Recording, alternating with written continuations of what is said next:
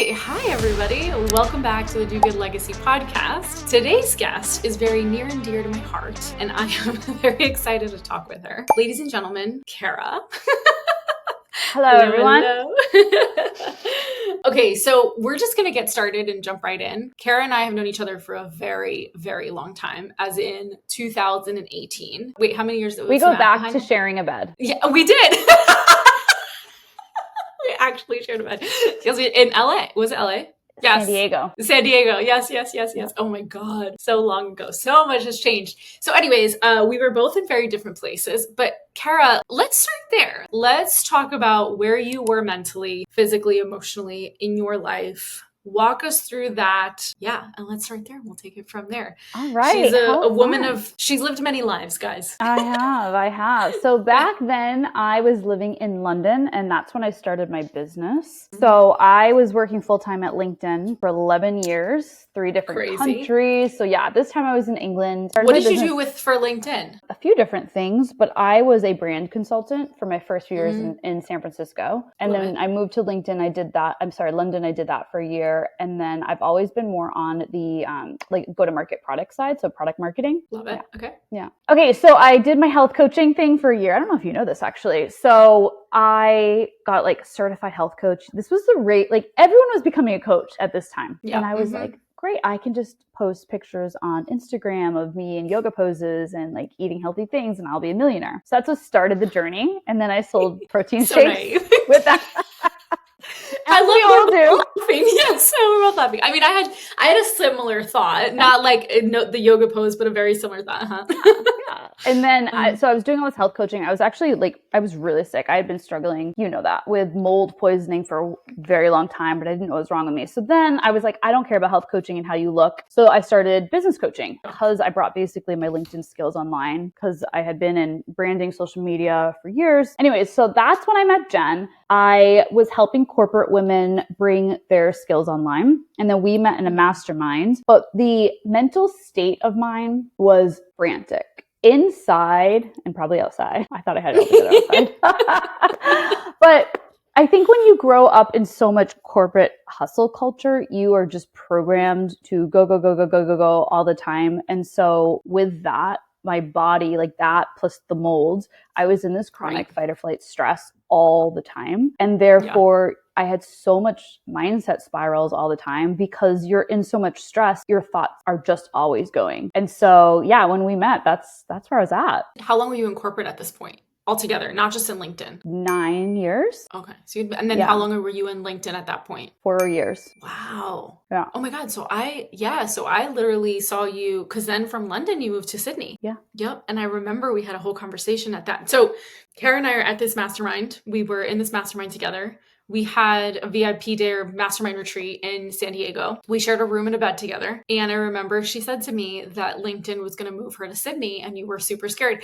And I remember you had all these health things. And when did you realize that it was mold poisoning? And it came from London, right? It came from your apartment in London? Yeah. So basically when I was in London for 3 years, I was uber sick and I didn't know why. I tried every test, did everything for a really, really long time. What were the symptoms? What was coming up for you? Extreme fatigue. So I used to be an athlete, workout all the time, and I couldn't work out anymore at all. It just got to a point I was so physically tired. What's the point? Wow. I had really dark circles under my eyes. I was so dehydrated. I had such bad brain fog. It was getting to the point, I don't know that I can go up and speak in front of people. I was speaking on a lot of stages, at that point, and it was just so extreme. And also my anxiety was really, really high. But the main thing was fatigue. Yeah. Wow. I mean, I remember in San Diego, there was things that had come up, but I didn't know it was to that extreme. Yeah, I think if anyone's dealt with mold poisoning or even a lot of hormonal issues, it's or any feminine issues, right? Or autoimmune. It's the silent disease where you're so struggling inside, but people don't know that you're struggling. Right. And so it's what are you going to keep talking about how tired and fatigued you are? No, people, especially like us who've done a lot of growth, it's not helpful. It's not helpful to talk that way to yourself and your body, but inside it's a breaking point and you just want to be better. You want it to be different. And what made you choose to do business versus continue on the health side of things? Why did did you do that? Did you feel like it was pressure from just like your outside, like how you were raised? Like, did you feel like it was the reason you went that route because it felt easier? Tell me more about that. Because I think that's a big thing that people struggle with, of like getting to a point of like, do I take the easy route or do I do something that's completely different than what most people know, but also it's like what I love? So health coaching was something people would naturally come up to me about and ask me about, and I could tell them their macros or how to think and eat and things like that. That was a natural, easy thing. But when I got so sick, I couldn't care any less about how flat my stomach was. I was like, I just want to get out of bed. So it became like my content was not aligned. I couldn't talk about it because I didn't care. But what was then starting to light me up? So I'm someone who always follows like, where's the energy? And the thing that was lighting me up was actually talking about how to do the thing that God put on your heart. And really at that time, that was creating a personal brand. That was taking my skills. And I'm like, what were my majority of my skills? It was all social media. It was all strategy. Like that's what I would teach at LinkedIn. I would walk into rooms and teach that. So I was like, if there's anything that really lit me up and it gave me energy at this time when I didn't have energy, it was that. Right. So that's why I did it actually. What's your human design? Manny Jen. Oh, okay. You said inviting, like it's where the energy flows. And for some reason I thought it was projector. I was like, oh my God, I'm a projector. Oh. No, I got to see it and then execute. I can see that now. That makes sense. Like knowing you and everything. That's awesome. We're at this mastermind in San Diego. You're obviously going through a ton of health issues. LinkedIn is potentially sending you to Sydney. I think they sent you 6 months or a year later. So it's 2018, 2019. I think it was right before COVID. You're right. It was right around there. And I was, here's how I made the decision. So they offered me to do like a secret project for a year. And I was like, okay, I didn't feel confident enough in my business at that point to go full time. Right. Yep. So I had really I had a lot of high months, but then so low. So I didn't have the internal confidence to be like, this can match my salary consistently. I've matched my salary. I've exceeded my salary, but it was the stress moments in between that I was like, I don't want to live in this much stress and chaos. So I was like, I'll do it for another year as I build my business. That was the decision I made. And that's when I left. I got to Australia in 2020, literally as the pandemic was happening. I moved into my apartment when the whole world was shutting down. Oh God. And guys, to give you a little bit of context too, I ended up going to Australia in 23 and then I saw her again. Yeah. And that's where we had cut. So at that point we had, not seen each other for almost 5 years. We'd obviously kept in touch. Tell me about your mindset. I think the big thing that people struggle with, and I wasn't in corporate long enough. Also, I was young. So it's different. But as someone who is older, has been in corporate as long as you have. I mean, logically, you're right. If you're not making your salary and you're not able to match that consistently, I wouldn't have left either. That's literally what I tell people now. If you can't have the consistency in the business, do not quit the 9 to 5, because the truth of the matter is that it's 2025 and things are just getting more and more expensive, right? Yeah. And we live in an abundant universe and all of that stuff, which we will obviously talk more about in a second. But what was your mindset around being in corporate, having that identity? You mentioned not having confidence. I want to hear more about that, because I think so many people that are listening to this could be like, I totally relate. How does she do? Because to me, it's a complete identity shift. Complete. It's the way our society has taught us to be followers and not leaders. And the longer you stay in it, the matrix, the longer it is for you to get out of it, right? To come to the other side. And anybody that's listening to this that has quit their job and has reached out, I've literally have people to this day that'll be like, I quit my job. And I'm like, yay, congratulations. But also welcome to the other side. It's a whole other world on this side. What was that paradigm shift? What was the thing that made you be like, I have to do this for myself? Yeah. Well, I know it was very hard for you too. This is going to be really fun because we're going to talk because I recently actually quit when I moved back to America. So we could talk about that difference and how I did it from such a different, literally completely different mindset shift. So it was so challenging for me to get into the entrepreneur mindset, not from a growth mindset perspective, because LinkedIn is really good day one about your mindset. Growth mindset has to be growth mindset. That's what we taught. And also I was influencing millions of dollars there.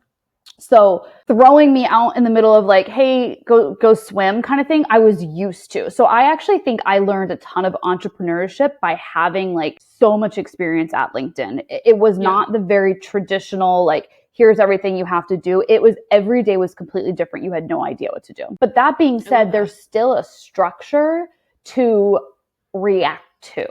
What I mean by that, in corporate, you know how you're going to be successful if you hit these KPIs, right? If you do these markers, if you, network with these certain people, if you do these projects, you know what you got to do to have some form of success. How you get there might be different every day, but you can be a little bit more reactive. Where I struggled, especially when my energy went, was in entrepreneurship. Everything, unless you set up your structures in your own business and life, is reactive. You're like, today I have to do certain things. But at the beginning, you don't know what those have to do's are. So you have to figure out how to create like a corporate structure in your own life and business in order to succeed. That is so different. So different. I talk about this. I mention it. The reason I stayed in corporate as long as I did was because I knew I lacked discipline. I had started my social media company while I was still working corporate. And I knew that I was missing those disciplinary acts to get like a simple SOP, like a process, a procedure to like onboard a client, offboard, something as basic as that. I was like, how do you do this? And mind you, I was 23 at the time, right? You're 22. So like having to think about that. And now when I look back and obviously where I am in the business, and I've seen so many businesses, and I'm sure you can relate to this too, that the difference between a business scaling and not scaling is the team and the operations that are in place. You can have this magnificent idea, but if you can't actually execute it, and I'm not talking about you as a solo entrepreneur, but you and your company and the people that are behind you cannot execute it because there are no structures, no discipline, no deliverables, which is what corporate gives you, you're never going to get there. Yeah. And I think that's why I always did so well. And I'm going to say well and laugh at the same breath, like during launches, because at least it was a plan and a strategy, right? Like I knew what I was doing when I had to do it. But I laugh at the word well because I did it with the same corporate stress, right? Like, oh my gosh, I only have 2 hours to do the thing. I have to get all the things done and add on more corporate stress because the performance is even higher, as in like, are these people going to come in and do they like me? Yeah. So you have that in corporate for sure. There's a huge performance element. But then because I was like, well, I have to think like an entrepreneur. I always thought like, imagine I have no corporate money coming in. And then if you make like, I don't know, 15, 30K or whatever, that was good on a launch. But then I was like, that's not enough to live off of. So I would have so much internal stress on things like that. Oh my God. That's something that you said, okay, think of the mindset, like being in corporate and having that entrepreneurial mindset, I think is key. In 2023, at the end of 23 into 24, when I like burnt out and I restructured my business model and I really just streamlined things, I got on a call with my mentor. I think I shared this with you. I got on a call with my mentor and I was like, I think I should go back to corporate. I don't think I'm made for this. And she did, if you guys could see Cara's face right now, that's exactly what this woman did. She was like, yeah. She's like, look, and she was like typing out and she's like, I'm going to send you a resume template. And so she sent me a resume template and like, I'm in tears and I get off the phone and I'm like typing away like 30 minutes of me filling out this resume. I was like, holy shit, what the fuck? I could literally do 10 people's job. Like if I sit down and just like everything that we do. And I called her back and I was like, you did this on purpose. And she's like, it took you long enough, a whole 30 minutes. I thought you would call me back in 15 minutes. And it was just like, it's such a different mindset now. Like even, when I hear my friends talk about their 9-to-5 and their careers and like the plans, and like, I'm such an expander. Like when I think about something or a project, I'm thinking about 10 different directions and 10 different jobs and how it will streamline into one direction. Do you feel that because LinkedIn gave you that freedom that it served you? Because it sounds to me like it was a push and pull. Like it was like the addiction that you didn't know you had because you had that corporate paycheck coming in, right? So you were totally safe. And then you were also using that to help you fuel, which is fine. And honestly, like I'm a little jealous. I mean, I tell you what, I had some really good years in my business. And because I didn't take anything with that, I use that money to invest in amazing, great things that will create high net worth. Do you know what I mean? So like, I will never say anything bad about those years. Also, they were like, they're the best company. They're so good to me. I learned skills that can only help you succeed in all walks of life. So I think if you can do that and if you have some form of flexibility, I had a program, I don't know if you remember, a 5-figure lunch break. Like I taught people how to very much streamline what they were doing on their lunch break. And then I would come home and I would work. And I loved it at the time because I was addicted to success and burnout. Yeah. Okay. So this is perfect. All right. There it is. You get to Sydney. This is exactly what I wanted. I'm going in a certain direction here. So you get to Sydney. It is 2020. The world shuts down. When did you move in to your apartment? March of 2020. So literally the world shut down the day I got a mattress in my place. Oh my God. Thank God you got a mattress. You would have been sleeping on the floor for Praise a year. God. Right. Okay, so you're in Sydney. At this point, you still haven't figured out that it's mold poisoning that you've had. No, I did. I found out in London. Oh, you did? Yeah, the end of London. Mm-hmm. Yeah. Okay, well, thank God. Okay, so then you're in Sydney, which, by the way, if anybody has ever been to Australia, Sydney is one of the, I used to live in Australia. They have the best food source. Like, the quality of food is really good. And so I'm sure that when you got there, you were like, oh, this is like the way in which people live their life there is very European in that sense. I say European and I'm excluding London because I think London is very New York. 100%. Yeah. And I've also lived in London, so so I get that. Yeah.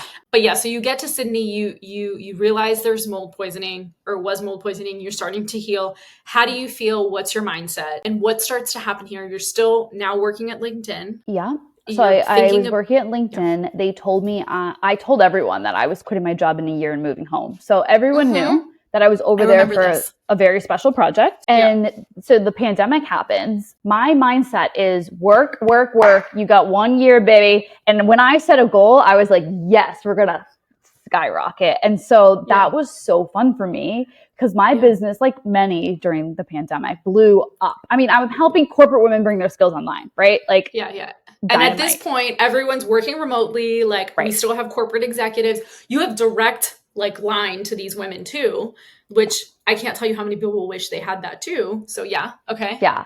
So that was my only, I didn't have any friends. Literally, I didn't know a soul. And so we couldn't really go outside. I would walk by myself and I would run my business. That was it. So I had, in the mornings, I did my thing. Then I did obviously the hours at LinkedIn. On my lunch break and after hours, I just did my business and I had an exact plan. I knew what I was doing and it was like boom, boom, boom, thing after thing. And I was so fast paced. I was on a high all the time, but there was a buzz underneath. If I slowed down for a second, everything was going to fall apart. So I just kept going and going and going and going. And I celebrated crazy months and I had so much fun, but it was truly driven on survival mode, stress, trauma. It was trauma drive for sure. Okay, so two things, right? How your family's here in the States. Mm-hmm. How were you handling? Did anybody get sick? I don't remember asking you that. Did anybody get sick? Was everybody okay? And the part of you that was alone, now looking back, knowing everything that you know, how damaging was that? Completely alone. Family, they're all okay. It was scary though because my dad and my sister are pharmacists and my sister was in the hospital at the time. So she was seeing a lot. And so she had 2 kids during that time and I was in Australia. So like I said, my first year there, I was so heads down. And I think this is what a lot of high performers do, right? You don't know things. There's uncertainty and scariness. What's the one thing you know how to do? Work. So I threw myself into work. And when I look back on it, it was so incredibly damaging and what I needed at the same time. Because my whole life I was programmed to achieve success, money, that was such an internal drive for me. But being alone, because I couldn't leave the country. I could not get back into the country. So for 2.5 years, like many people, right? For 2.5 years, I didn't see my family. What that did to my system, not knowing if when or how long you're going to be able to see them. I had so much PTSD. I didn't know what it was, but you know that burnout feeling when you every day is a little more apathetic and then suddenly you wake up and you're like, I don't care about anything. I got so deep into that I had prayed, honestly, up until recently that I would have my drive back. It took me that long. Yeah. It sounds like you were probably depressed as well. You totally. I never knew depression. I knew high functioning anxiety, but I didn't know depression. The highs are highs and the lows are even lower. I did not know that side, but it has to come out. I mean, anyone who's experienced anxiety for a really long time, right? Like you will get to the other side of that. Absolutely. Absolutely. Oh my goodness. Okay. So you're in Australia, you're booming, you're killing it. You're making a lot of money while you're like building down this rabbit hole of depression and anxiety. Yeah. When did you realize you were going to stay? Because you were living there for 5 years. Yeah, 4 years. 5.5. Mm-hmm. 5.5 years. When did you realize that you were going to stay, that you weren't going to quit corporate? And what was the thing that pulled you out of the Cara hole? Y'all, it's a man, an Aussie, 6'3" man. All you had to say was a 6'3". Oh, a beautiful, beautiful man. Yeah. So yeah, I had planned to leave, and when I met him, because Cara wanted to go on a date with an Australian, it's such a bad thought process because I hadn't dated. By the way, if anybody listening to this is dangerous. Do not know what you want to do inside and then do the opposite. But I hadn't dated. I barely had any friends, right? It's the pandemic. Then I was like, well, I have to date an Aussie. And I matched with this man, and it was just all over. It was all over. We fell madly, deeply in love. He had 2 children, though, in Australia. So I planned to get my citizenship and be there with him. And then that all came to a wild halt, which I won't get into. But that was the point when I started doing a lot of this work. Because, so funny enough, I was between getting a certification in neuroscience, which I primarily do more of now, and like somatic healing work. And I went the somatic healing route. And that's when I first sat with all my feelings in the middle of the pandemic. And I was like, what is this slowing down and your feelings? And I think it honestly opened me up too much and traumatized me more at that point. So, So I do not advise the high, anxious, achieving performer to suddenly sit with her feelings every single day right away. Not by herself, by the way. I was in a program. I thought it was safe. Oh my God, I'm dying. It was safe. It was not safe. No. Oh my God. Call the alarm. Unsafe people. Are you, at this point, did you meet this Aussie man, or did this happen after? So I met this Aussie man as I started doing these programs. And so... Of course you did. Yeah. Because the universe or God was like, I'm going to give her some love because that is the highest frequency. So yeah. And so then, you meet this amazing man, and I was like, wait, okay, so I'm really anxiously attached. I feel like you're avoidant. And so then you start to have all those conversations. Ooh. Yeah. Ooh. But it was, it was so great and wonderful until it wasn't. At that point, I felt so frozen. So if anyone's listening and you're like, you go from so much performance, and then you meet yourself in this healing journey, but you are stuck and frozen, like that state of freeze. So after we broke up, then I went into a real depression. Again, I had never known what that was like.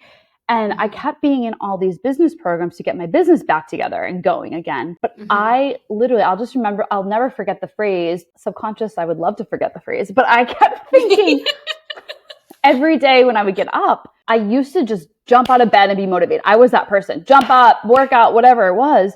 And I would get out of bed and I was like, I don't care. I don't care. I don't care. I don't care. And so I'm working with all these coaches in mindset, and they're like, well, what? Change the thought, I don't care. And I was like, I literally cannot change that thought. I don't care. And yes, I know I'm punching myself in the face, but I can't remove it. So I was working with this is 2021. So we're a year or 22? 2021. And so I'm working with all these business coaches to just get moving again. And this was the first time in my life where I did not succeed in things. No business program could help me do the things anymore. So I felt like a loser and a failure, and I've never done that in my life. You tell me to do something, I do it. I couldn't. When you say you couldn't, it was the strategy. You couldn't actually get yourself to do the work. I couldn't get myself to do the work. I avoided programs. I spent money on things I avoided. Never in my life did I know that version of myself. Wow. Okay, so you were still with this guy for a while, though, because when I went to Australia in 23, he was still in conversation. we talked for a while after, which is, I would never recommend, because then it just keeps you in this limbo state of maybe it'll work out, maybe. So I think, like, I don't believe actually any business problems are business problems. I think that they're all internal state problems. And all of mine was this guy, and not him because it's him. It was me and my perception of my life and what was going on. So I didn't want my business to succeed, because then I could just move back home on my own. So I stayed. I chose to stay stuck. Okay. So this was what, a 2 or 3 year process? Yeah. Of you being stuck. Yep. Okay. Yeah. Walk me through that. What was this stuck feeling? I think this happens. I can say that I've definitely felt this. I think this happens to a lot of people and they don't even know that they're there. When was it that the mirror was held up? When did you see that you're the problem? Not anybody else. Like, really notice it. The thing is, I'm certified life coaching, and I was in all the things, and I had done so much, programs like that. I knew always I was the problem. So there's such a difference between consciously knowing you're the problem and really having, like, from the heart to, like, I call it like the heart brain coherence of, like, actually then having enough safety in your system to move through the problem. So during that time, I was just, like, really overthinking. I was thinking about him a lot. I was thinking about how my business wasn't working. I was really focused on survival state a lot. Like, all my thoughts went there, all my feelings went there. But also, like, mind you, my health was all-time low at this point too. I thought I had dealt with the mold, my thyroid stopped working. So when you pile all of those 3 big things together, your body is not functioning. And truly what I needed was rest. Truly, like, a deep, deep burnout is rest that you actually need. But I kept being like, let me try to push. Let me try to do something. And having the self-talk of, like, well, you're just a loser. Like, why can't you do this? You used to be able to do this. And it was so negative. If I could have just rested probably for 90 days and loved myself through that and changed my self-talk, I probably would have skyrocketed and bounced back a whole lot quicker. Do you think you could do that now? Like, rest through the burnout, or when your body is like, and I'm not talking about like 1 day rest. I'm talking about, like, if you literally were at a place that you were like, okay, I know that I need to, like, slow down for a week. Do you think, even if business was really bad, even if you weren't making sales, even if, you had, I don't know, $500 in the bank, right? And that's what you had to last you for the rest of the month. Like, do you think that you would actually be able to stop? Yes, because I will tell you, even right now, like, being 90 days out of corporate, moving back to the US, my pace, what I do, how I do it is so different now. But I think the biggest thing, and I haven't talked about this yet, like, I went through this massive, like, spiritual returning to God journey. And I now believe, because of everything that I know about the nervous system and subconscious brain, but also, like, my faith in God, I truly believe He is my provision and my source. I'm not my own source anymore. So that shifted my whole internal state where, like, I don't have to hustle. If there is a week where money doesn't come in, He will provide for me. So I can lay on the couch now. And I think that's the most feminine magnetism people talk about, that you, like, the state you want to get to, but I believe it will come in. I have literally on my iPad of notes, because of course I make notes, I have God circled because I'm just waiting for you to go there. Okay. Let's talk about God. Let's talk about the man. Okay. I have goosebumps. I was very excited to talk about this with you because the last time we saw each other, like, recently, a couple months ago, I think I expressed to you that, like, I grew up Catholic, not super religious. After my brother died, I very much was like, fuck you, God, I don't want to talk to you. And I've had multiple, I think, spiritual awakenings, multiple points in my life where I've come back to Him. And I feel now more than ever, I do have a very strong connection to God. And today, like, as we say this July, as we film this July 24th, more so recently, I have also been very, like, talking to Him so much more. And I talk to a lot of people about this. I consider myself more spiritual than religious, right? Yeah. But I want to hear about that moment that it clicked for you. What is it? That trusting. Because I too feel that, if money doesn't come in, or I have a moment of pause, that He is He is my protector. He is my provider. Yeah. And if I did just be like, it's in your hands, He has literally provided every single time. And it blows my mind because I will literally be like, wow, that you just did that. Like, out of Absolutely. nowhere. And it's beautiful. And so tell me more about, I really want to know how this started to happen. Mm-hmm. Because when I saw you in 23, you went back to church. You went back to, you're Christian, right? Yeah. Yeah. So you went back to church. You were heavy on going to Christian church. Yeah. And this was 2023. Yeah. And so from there till now, what has happened? What was the relationship with that? Yeah. So I will say I've always been Christian my whole entire life. I've always gone on and off to church, but I was definitely like in your 20s, go to church on Sunday, drink face on Friday, like that kind of Christian. Yeah. So there's no judgment to anyone who is, but like that's how I live. So the biggest pivotal moment, I don't think I've told you this. So I was so sick when my ex and I broke up, and I decided to go travel Australia for 2 months. So I had met up with a woman who actually did some, if you're familiar with like Bethel healing, so like God-based healing. And she was an American living in Queensland at the time. And I was like, I'm going to Queensland. She's like, oh my gosh, I live there. Why don't you come hang out? So I ended up staying with her because I think she like saw a lost little puppy, and she was like, do you want to stay with us for a bit? I was like, yeah. So she took me to this church. And mind you, I've been to a lot of like Western churches, and that was very religious, as in do this, tithe, do this, very structured. In this church, people were just so happy and just so full of something. And I was like, I've always wanted to see real miracles. Like I hear of this God and I see things on YouTube, but like in my life, I'd never had like the true deep encounter. I just did the good girl read the Bible thing, but I wanted miracles. So I was like, Lord, I want miracles. So my thyroid wasn't working at the time. And 2 people told me my thyroid is healed. And I was like, well, I'm not really getting out of bed much, so I don't know about that. Okay. And I was on thyroid medicine. So I sensed in my spirit before I went on that trip, you're not strong enough now just to go off of it. I will show you without a shadow of a doubt when it's time. And I was like, ooh.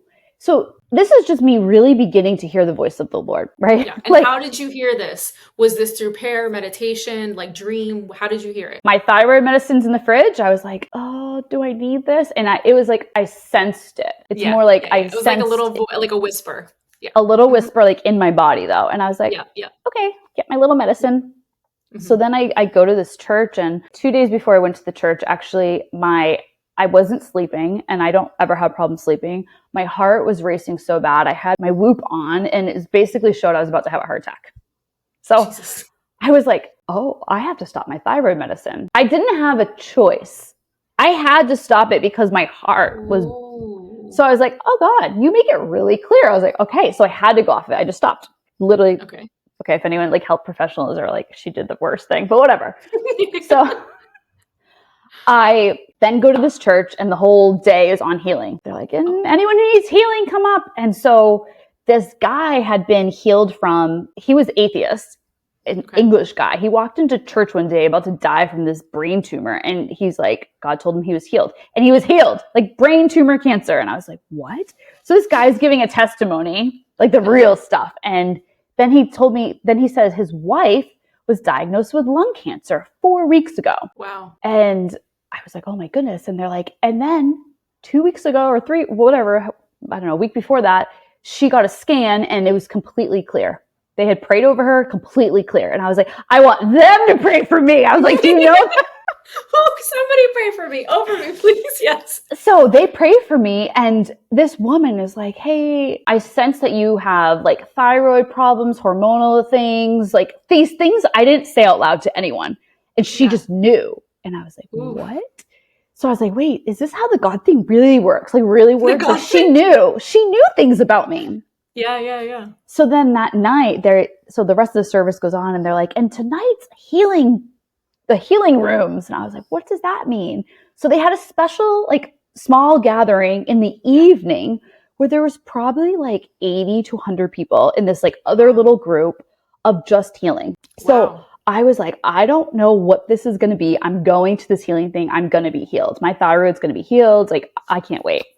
Wow. So there's like lines forming, and I'm like, I don't know what to do. This is so weird. And this is in Queensland? Is this like a little town? No, it's like the big area. Okay. Yeah. So I'm in this healing room. I'm in the line, right? I'm in the queue for some healing, and this lady's praying for me, and I did tell her my thyroid. And then out of nowhere, this Aboriginal woman comes up. She doesn't know my name. She doesn't know me, nothing. I don't tell her anything. She comes up to my heart. She puts her hand over my heart and she says, I sense God gave you a new heart. Remember, you have a new heart. Everything that's going on with your heart is healed. And I'm like, did anyone tell this woman I almost had a heart attack 2 days ago? Oh my God. So all these things started happening. And when she prayed for me, I felt a burning over my whole body, over my heart. Like I'd never sensed something like this. So later that day I went back and I was like, this is crazy. Like what is this stuff happening? And so a week later I went to an island by myself, and the woman that I was staying with, she said, I sense you're already healed. You need to just walk it out now in faith. And I said, okay. So every time I thought I'm sick, I have a thyroid thing going on, I said, no, in faith, in Jesus' name, I'm healed. And I kept walking it out, walking about. I went back to the islands a week later. I got all my blood work done. My thyroid was healed. What? I kid you not. Like, this is I believe God you. stuff, I believe right? you 100%. I believe you 100%. Yeah. This is a lot of, you know who Dr. Joe Dispenza is, right? Mm-hmm. You know how he has like healing circles? And they talk about, I think it's a lot of that, but he does it, he explains it in a scientific level. And obviously, like, don't quote me on this, but he actually talks about how the energy of people who have the same frequency healing over someone else is so powerful that it is how people get healed. And he's had people walk into his conferences in wheelchairs and walk out walking. You know what I mean? People with like diseases unexplainable and like walk out. So, I mean, okay, so that's amazing. So this kicked it off. This kicked off my whole big come back to Jesus moment. Okay. And ever since then, I've just been like, I only want what is from God. It's a lot more complicated from that, but also like when you go then into like real deep Western Christianity, where a lot of the healing stuff, like even you saying like Joe Dispenza, like I'm open to that kind of thing. But a lot of like the Joe Dispenza, the manifestation, all these other things, a lot of Christians will say is very demonic. So don't do it. And so then I went their whole journey. I was like, I can't do any of my healing modalities anymore. And I did stop my business again for another like year because I was like, everything I'm doing is demonic. I can't do anything. I'm just going to sit here in prayer. And so then I went through that for a year. So it was like rewiring the shame that came with all of that and like that belief system. And do you know what? Really finding truth and sitting with God around that, because even to this day, a lot of like when I say I do, you know, somatic work or subconscious rewiring, there's a whole group, a sector. Like I want to help women of faith, but I know that there's a whole group of Christians who will slam me and call me like really bad names. So it's been like this, where do you really fit in? Yeah. Well, what do you ultimately believe? Ooh, Jen. I think a lot of the healing industry and personal development industry does not have the right foundation. And I will say it because that's what I did for many years. That's ultimately what led me to burnout, because of the self-reliance that I was on, trying to always heal myself, do things myself, when really like I had to plug back into my source. And that's the only reason I've really healed. Yeah, I would agree with that. Wow. So deep. Yeah, I told you we were going to go deep. I told you I was ready for it.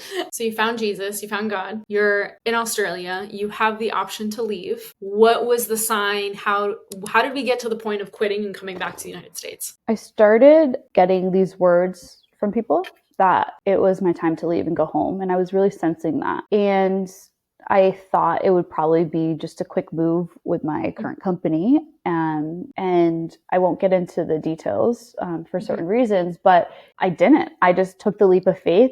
Okay, guys, I'm leaving in a few weeks and I'm going to figure out what's next. So old Cara had to be matching her corporate salary with her business, right? To even consider the move back. This time it was God saying, go and go now. And I was like, right, I don't know what this looks like. I don't know how this is going to pan out at all, but I have faith and I've done so much work on my belief systems. Like I know I'm going to land on my 2 feet.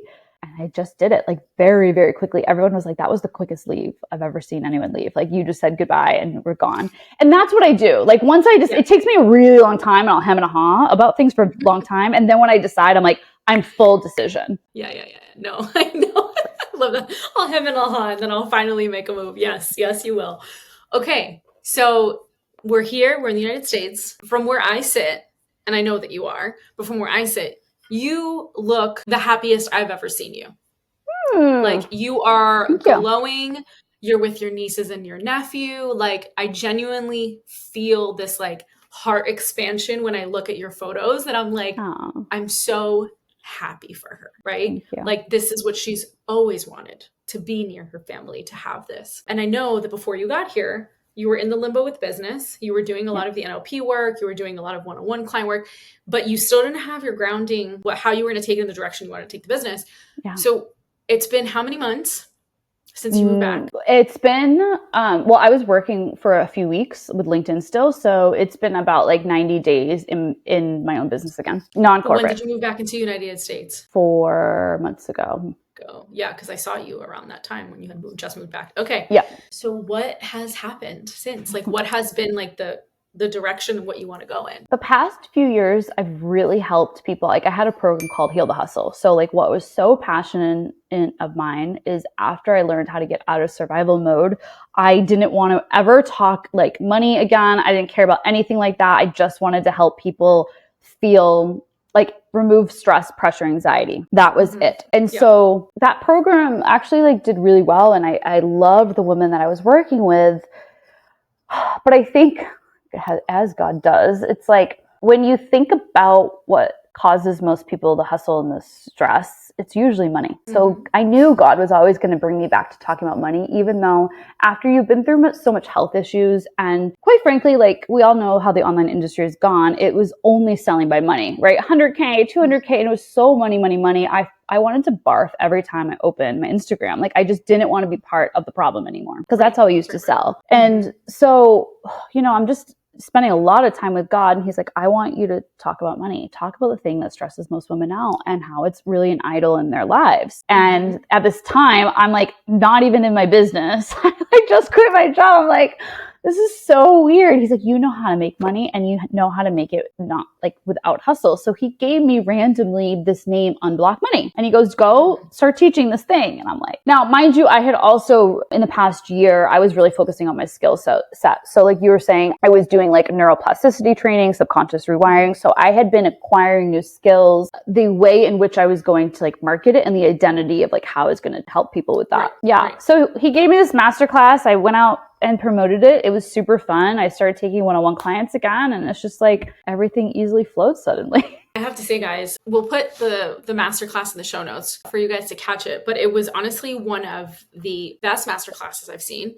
And her energy, like, again, I was watching you in your element. I messaged you afterwards, and I was like, she was so in her space, so in her jam. Like, it truly felt like it was her homecoming kind of thing. And I love that you said that God gave you this idea, that ultimately you were like, no, I don't want to talk about money. Like, money's evil.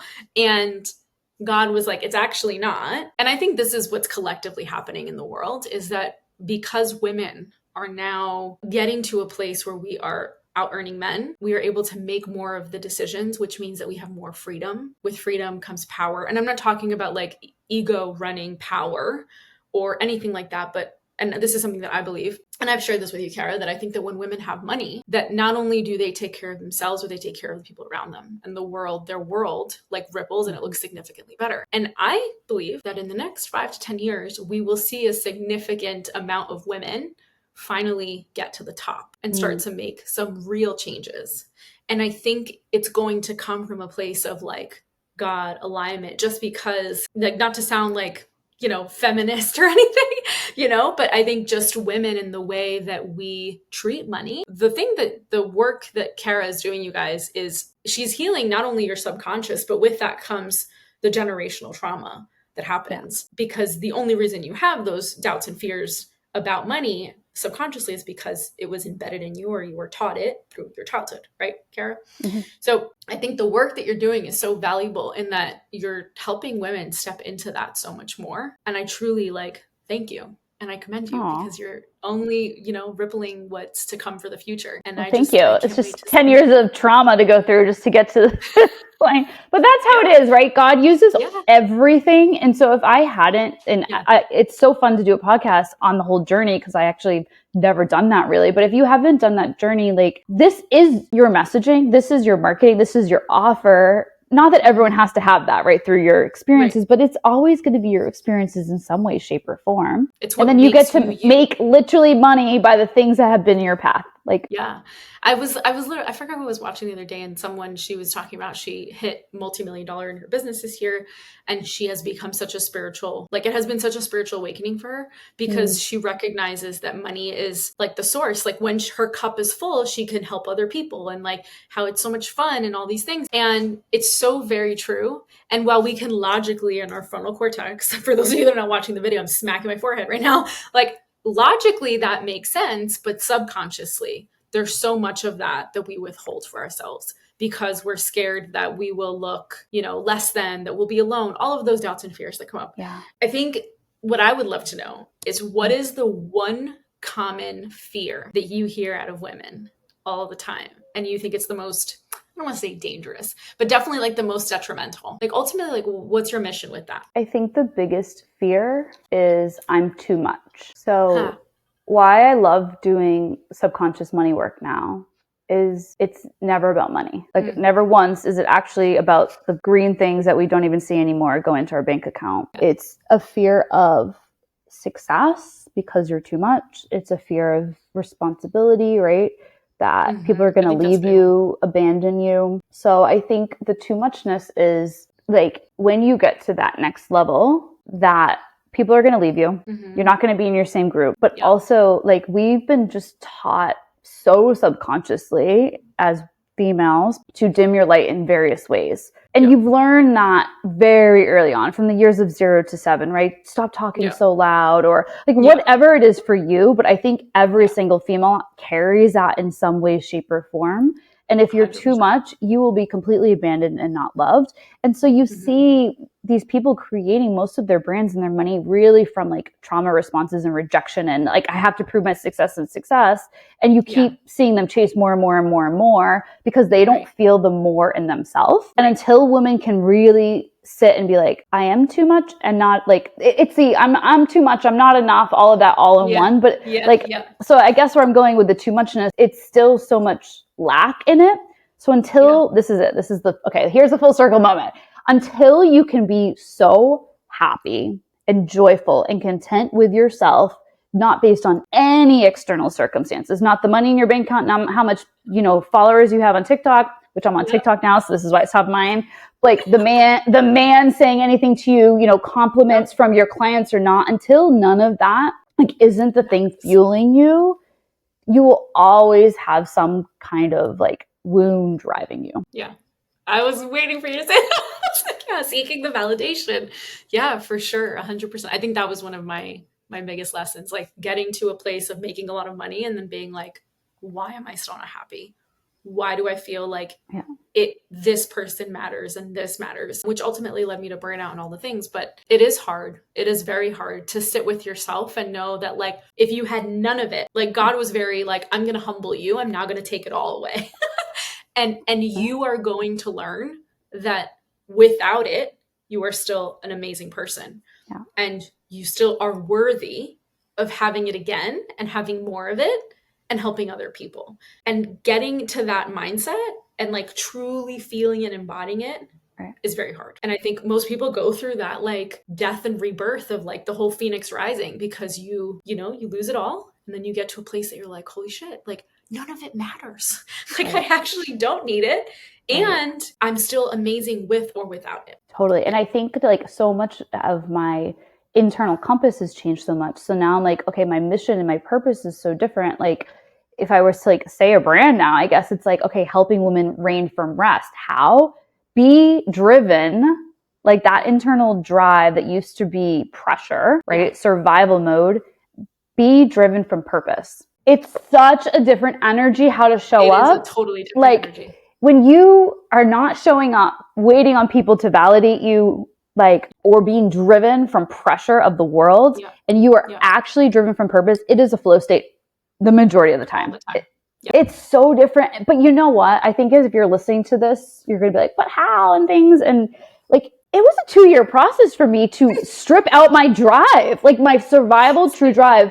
And people don't understand how to be motivated and work if you don't have trauma drive. If you've been like highly motivated from that before. Oh, 100%. My motivation was my brother dying. And like the fact that like I had to do it all by myself. And like Yeah. I needed to take care of myself and I needed to take care of everybody else. Nobody's going to help me. And that was the drive. I needed to live for him. Beautiful and fucking dangerous.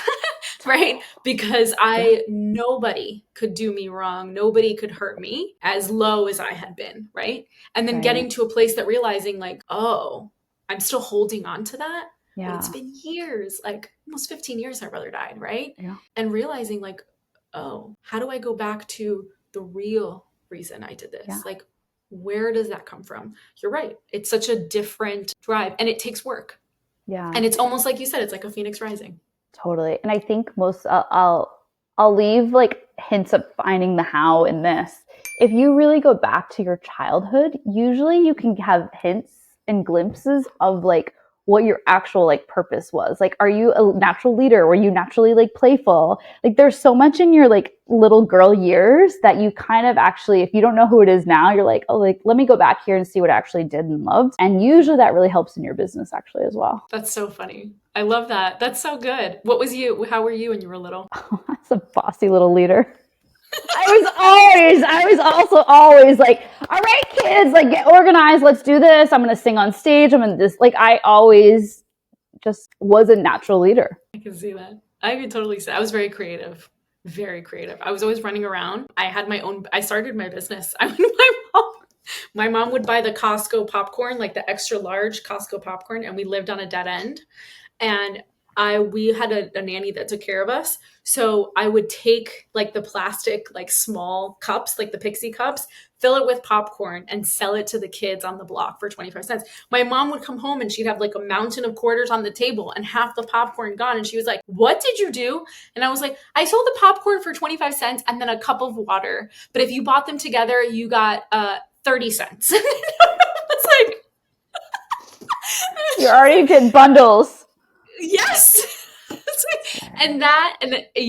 But I was very, very creative. Always always getting into trouble. Yeah. But you're a natural creator too. You're a very creative person. Yeah. I was a rule breaker. Always. I never like to be told what to do. If you told me to go left, I purposely went right.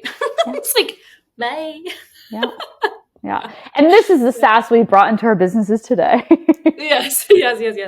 All right. Well, Cara, thank you so much for being here today. I'm so happy that we had this very long, beautiful conversation. So fun. I usually close out the podcast with a wish that you plan to make to create impact in the world. And I feel like you already answered that, but just to clarify a little bit more, what is that for you over the next, 6 or 12 months?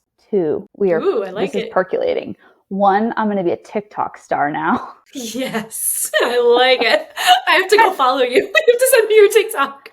I got on TikTok 3 days ago because God was like, get on TikTok. It was very weird. And then my girlfriend sat at lunch with me and she's like, I feel like you should be on TikTok like the next day. So we're on TikTok. Love it. But I say that as a joke, but also seriousness because I've never thought about virality or anything like that. But if we can just literally speak the words God wants us to speak, think of the impact that can have as we continuously grow our brands. So it would be that, and also getting my podcast up and going. Some form, I've told you this, but like some form of lower ticket, higher impact, like more people through some sort of offer where I will be doing like belief shifting around the things that like hold you back and stress.